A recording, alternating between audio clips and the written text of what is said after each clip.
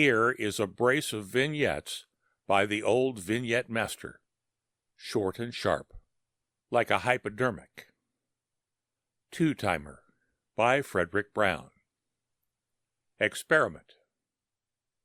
"The first time machine, gentlemen," Professor Johnson informed his two colleagues.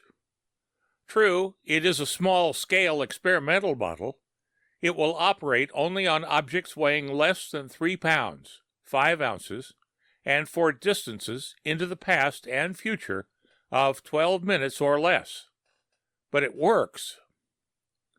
The small-scale model looked like a small scale, a postage scale, except for 2 dials in the part under the platform. Professor Johnson held up a small metal cube. "Our experimental object," he said, "is a brass cube weighing 1 pound, 2.3 ounces. First, I shall send it 5 minutes into the future." He leaned forward and set one of the dials on the time machine. "Look at your watches," he said. They looked at their watches. Professor Johnson placed the cube gently on the machine's platform. It vanished. 5 minutes later, to the second, it reappeared. Professor Johnson picked it up. "Now 5 minutes into the past." He set the other dial. Holding the cube in his hand, he looked at his watch. "It is 6 minutes before 3 o'clock. I shall now activate the mechanism by placing the cube on the platform at exactly 3 o'clock. Therefore, the cube should, at 5 minutes before 3, vanish from my hand and appear on the platform, 5 minutes before I place it there." "How can you place it there, then?" asked one of his colleagues. "It will, as my hand approaches, vanish from the platform and appear in my hand, to be placed there. 3 o'clock. Notice, please." The cube vanished from his hand. It appeared on the platform of the machine. "See, 5 minutes before I shall place it there, it is there." His other colleague frowned at the cube. "But," he said, "what if, now that it's already appeared 5 minutes before you place it there, you should change your mind about doing so, and not place it there at 3 o'clock? Wouldn't there be a paradox of some sort involved?" "An interesting idea," Professor Johnson said. "I had not thought of it, and it will be interesting to try. Very well, I shall not—" There was no paradox at all.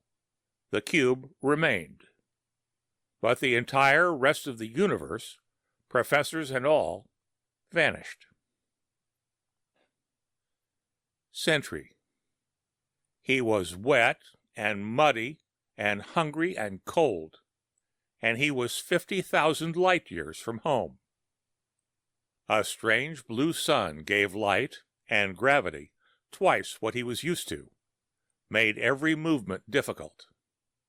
But in tens of thousands of years, this part of war hadn't changed. The flyboys were fine with their sleek spaceships and their fancy weapons. When the chips were down, though, it was still the foot soldier, the infantry, that had to take the ground and hold it, foot by bloody foot. Like this damn planet, of a star he'd never heard of until they landed him here. And now it was sacred ground because the aliens were there too. The aliens, the only other intelligent race in the galaxy. Cruel, hideous, and repulsive monsters. Contact had been made with them near the center of the galaxy, after a slow, difficult colonization of 12,000 planets. And it had been war at sight. They'd shot without even trying to negotiate, or to make peace. Now, planet by bitter planet, it was being fought out.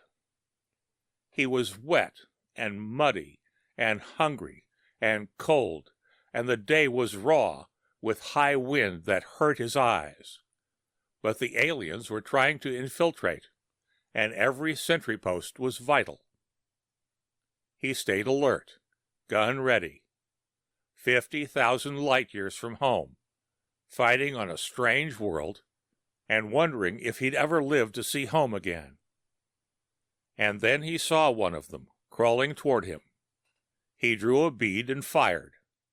The alien made that strange, horrible sound they all make, then lay still. He shuddered at the sound, and the sight of the alien lying there. One ought to be able to get used to them after a while, but he'd never been able to. Such repulsive creatures they were, with only 2 arms and 2 legs, ghastly white skin, and no scales.